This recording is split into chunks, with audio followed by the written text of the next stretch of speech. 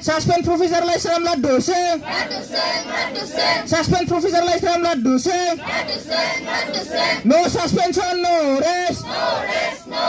No suspension, no rest. Laisram Laddu Singh bini hengthai जोङो दिनै police हादों जोङो मैया बड'लेण्ड इउनिभार्सिटिनि गेटआव जोङो लाडु सिंहनि जि आरोबाव बियो दिनै जयनिं जानायखौ लानानै मैया पुलिस हादों आरो दिनै जोङो चिरां जिल्लानि सिङाव गासै मोनस्नि जोङो फरायसालिमाफोराव बेबायदि दिनै पुलिस हानाय हाबाफारिखौ जोङो दिनै खालामनो गोनां जादों जोङो दिनै जोबोद दुखु मोनदों जाय मानसिया जाय प्रफेसर लाडु सिंहआ दिनै एरेस्ट जानाय मानसिया दिनै CM भिजिलेन्सनि कमिटिजों बियो दिनैहाय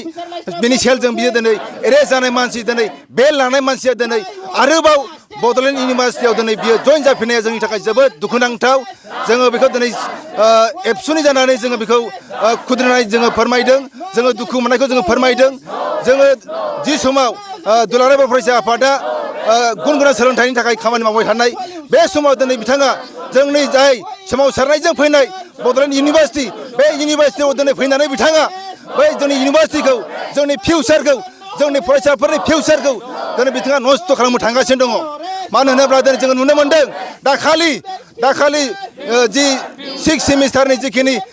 रिजाल्ट बे रिजाल्टआ जोबोद उनावसो होनायनि थाखाय जोंनि गोबां फरायसाफ्रा जायफोरा मास्टार डिग्रि फरायहैनांगौमोन गुबुन इउनिभार्सिटिफ्राव बै फरायसाफोरा गोबां जेंनाजों मोगा मोगि जानांदों जोङो जोबोद दुखु मोनदों बड'लेण्ड इउनिभार्सिटियाव बेबायदि भाइस चेन्सेलरा दिनै जोंनि फरायसाफोरनि फिउचारखौ नस्थ' खालामनायखौ जों नुनो मोन्दों जाय गुवाहाटी इउनिभार्सिटिया थांनाय 10 जुलाइआवनो होदों नाथाय दाखालिसो 22 आगष्टनि 22 तारिखआवसो बड'लेण्ड इउनिभार्सिटिया बेबायदि रिजाल्टखौ होनो हादों जायनि थाखाय जोङो दिनै जोबोद दुखुजों दिनै जोङो बेबायदि मोनसेबाव जोङो धरनाखौ लानो गोनां जादों बरगयारि कलेजनि जेनेरेल सेक्रेटारि आरो बेजों लोगोसे जोंनि गासै साफ्रोमबो स्टुडेन्टफोरनि जानानै आङो बेखौनो नोंथांनि मिडियानि गेजेरजों फोरमायनो सानो जे जोंनि सोलिफु दानाव सोलिबाय थानाय जेनाखि भाइस चेन्सेलर लाइस्राम लाड्डु सिंह बिथांनि दैदेननाय जोंनि नुजाथिनायाव बेनो जे बिथाङा थि टाइमाव जोंनि एग्जाम आरो लोगोसे टेक्सट बुक बेखौ मा खालामाखै आरो बिनि थाखायनो जोङो जोंनि माखासे स्टुडेन्टफोर जेनाखि सिनियरफोर बिसोरो एडमिसन लानो थाखाय गोब्राब खस्थ' जादों जेने पिजि एडमिसनखौनो ला आरो जोंनि एग्जाम कन्डाक्ट खालामनाय बे थिग टाइमावनो जाया बेनिखायनो जोबोर गोब्राब जेंनाजों जुजिनो जादों जों बेनिखायनो जोंनि स्टुडेन्टफोरा जोबोद दुखु खस्थ'आव गोग्लैनांगासिनो दङ मानोना जोंना गामि ओनसोलनि स्कुल बा कलेजफोर फरायफुनाय सुबुंफोरा बेयाव